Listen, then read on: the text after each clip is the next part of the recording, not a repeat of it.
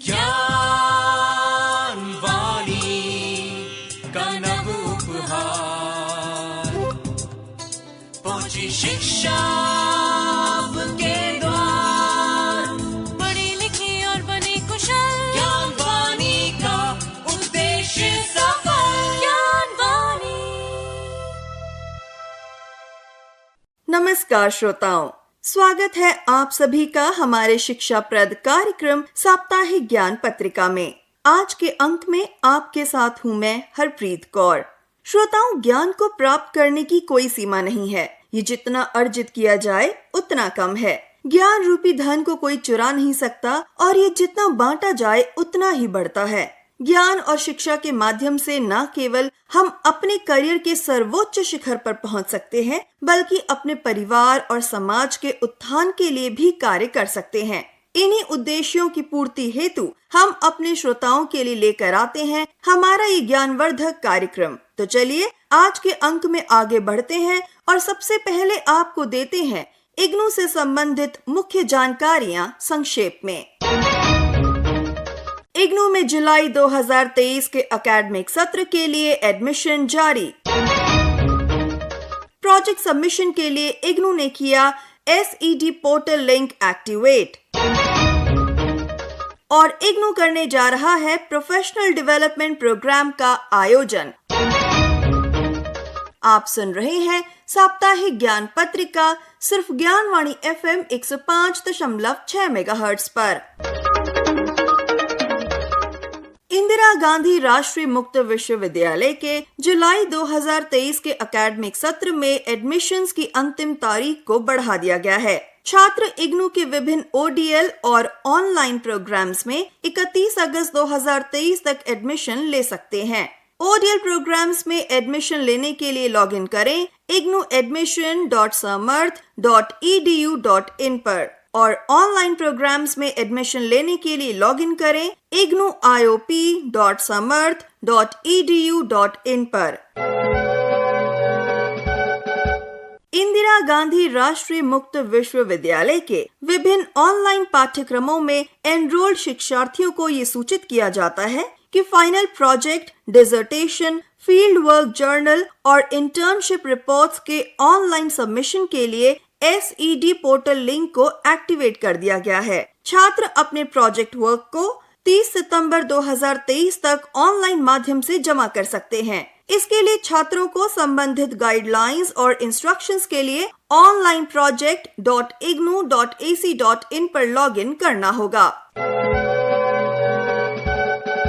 इंदिरा गांधी राष्ट्रीय मुक्त विश्वविद्यालय के staff training and research institute of distance education यानी स्ट्राइड और इग्नू के इलेक्ट्रॉनिक मीडिया प्रोडक्शन सेंटर यानी EMPC के द्वारा एक UGC approved short term professional development programme का आयोजन किया जाएगा। ये programme face to face mode में 9 से 14 अक्टूबर 2023 के दौरान किया जाएगा। इस प्रोग्राम का विषय रहेगा NEP 2020 and higher education design and development of audio video programmes. इस कार्यक्रम में उच्च शिक्षण संस्थानों, दूरस्थ शिक्षण संस्थानों व अन्य शिक्षण संस्थानों के टीचर्स और एकेडमिशियंस भाग ले सकेंगे। इस विषय में अधिक जानकारी के लिए आप लॉगिन करें www.ignu.ac.in पर।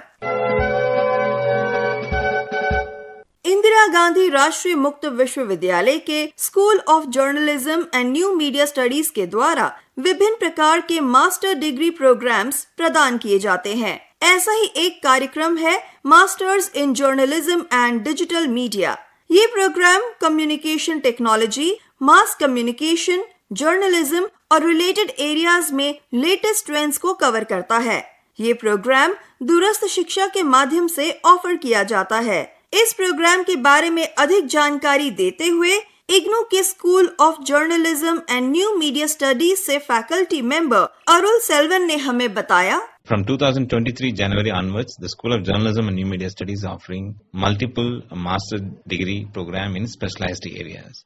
One such program is Masters in Journalism and Digital Media. This is a new program and it covers the latest trends in communication technology, mass communication, journalism and related areas. The eligibility criteria for this program is any bachelor's degree. And medium of instruction is English, and minimum you can complete the program within 2 years, and maximum duration is 4 years. As the university norms of flexibility and convenience in pursuing the master's program, and this particular program students can pursue as their convenience and flexibility. And program is offered through open and distance mode. Materials are available in a soft copy format as well as in the hard copy format. And the prospects and employability, as everybody knows, the communication technology and digital media is a prominent field. The last 10 years, this particular field witnessed double-digit growth. So comparatively, digital media is growing in a multiple sector, not only as a medium. The digital technology is being utilized by every social and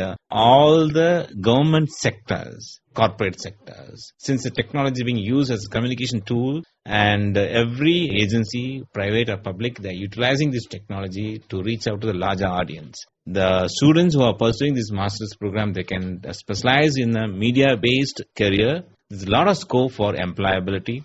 Students can pursue 2 master's or 2 bachelor's degree programs simultaneously, and those who are pursuing degree program or diploma in other universities or within the same IGNOU, they can pursue this program as per the UGC guideline as well as the university norms.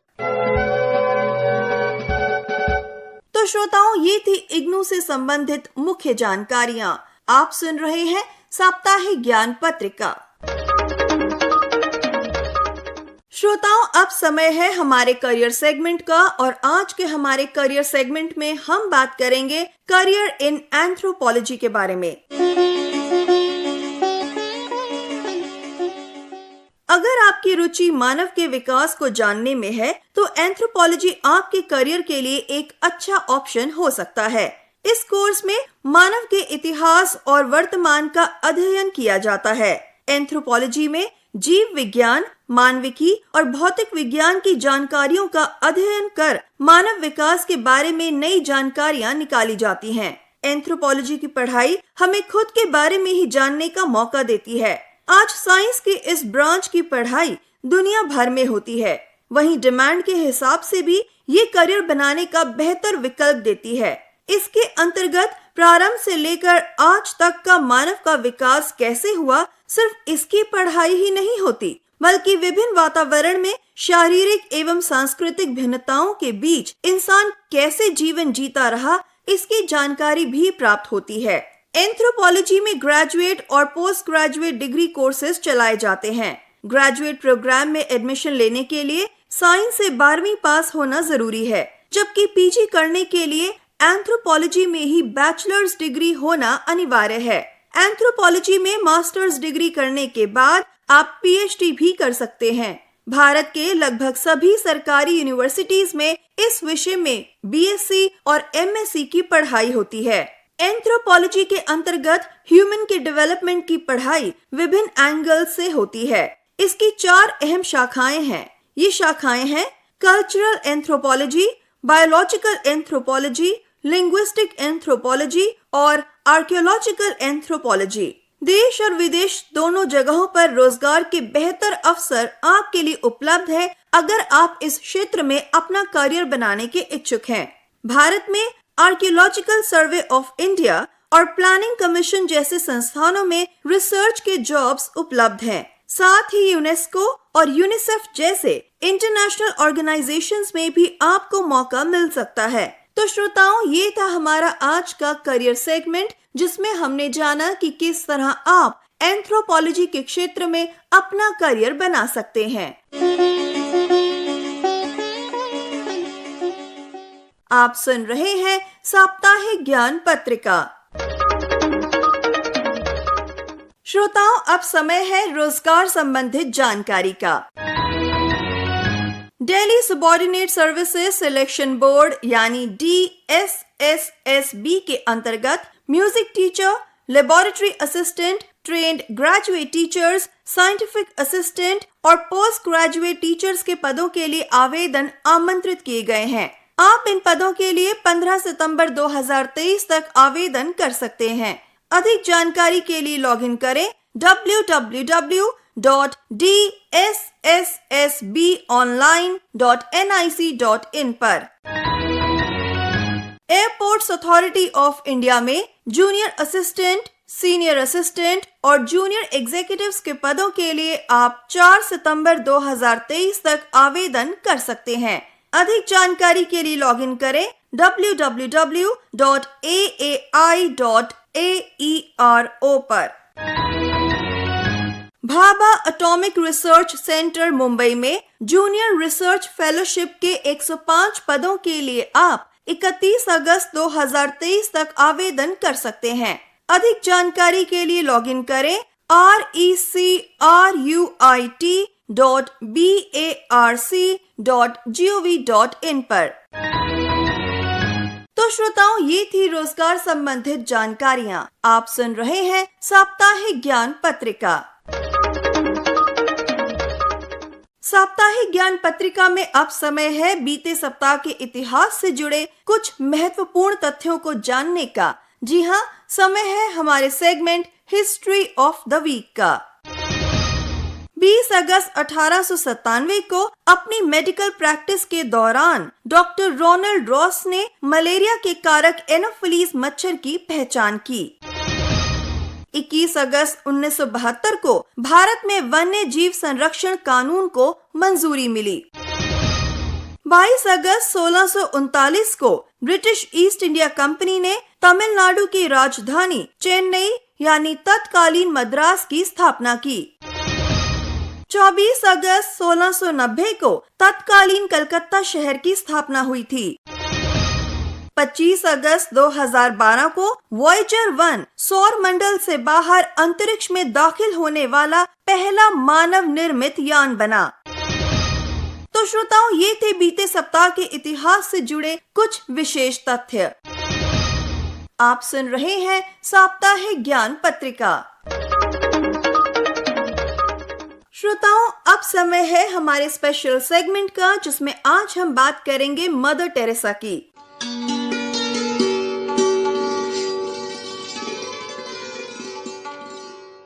Mother Teresa एक महान व्यक्तित्व थीं। इन्होंने अपना सारा जीवन लोगों की सेवा में लगा दिया। मदर टेरेसा का जन्म मैसेडोनिया देश के एक अल्बेनियाई परिवार में 26 अगस्त 1910 को हुआ था। मदर टेरेसा का वास्तविक नाम एग्नेस गोंजा बोयाजियो था। उनका परिवार एक अच्छी आर्थिक स्थिति वाला था। ये 5 भाई बहनों में सबसे छोटी थी। पढ़ाई के साथ साथ इन्हें गाना भी बेहद पसंद था। 18 साल की उम्र में इन्होंने सिस्टर्स ऑफ लोरेटो में शामिल होने का फैसला किया। तत्पश्चात ये आयरलैंड गईं, जहां इन्होंने अंग्रेजी भाषा सीखी। अंग्रेजी सीखना इसलिए जरूरी था क्योंकि लोरेटो की सिस्टर्स इसी माध्यम से बच्चों को भारत में पढ़ाती थीं। इन्होंने अपना नाम बदलकर टेरेसा रख लिया और आजीवन सेवा का संकल्प किया। इन्होंने 1950 में कोलकाता में मिशनरीज ऑफ चैरिटी की स्थापना की। मदर टेरेसा का कहना था कि सेवा का कार्य एक कठिन कार्य है और इसके लिए पूर्ण समर्थन की आवश्यकता है। मदर टेरेसा को उनकी सेवाओं के लिए विविध पुरस्कारों एवं सम्मानों से विभूषित किया गया। उन्हें मानव कल्याण के लिए नोबेल पुरस्कार प्रदान किया गया और भारत का सर्वोच्च नागरिक सम्मान भारत रत्न भी प्रदान किया गया। 9 सितंबर 2016 को वेटिकन सिटी में पोप फ्रांसिस ने मदर टेरेसा को संत की उपाधि से विभूषित किया। दिल के दौरे के कारण 5 सितंबर सन 1997 के दिन इस महान आत्मा ने इस संसार को अलविदा कहा। तो श्रोताओं, ये था हमारा आज का स्पेशल सेगमेंट, जिसमें हमने जाना मदर टेरेसा के बारे में।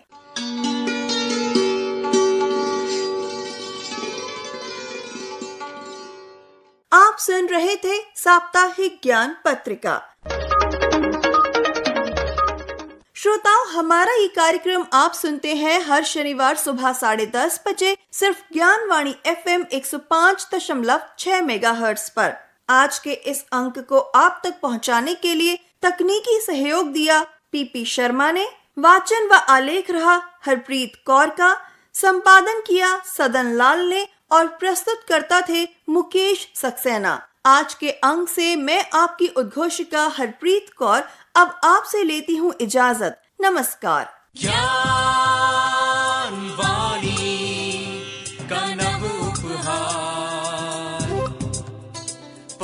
शिक्षा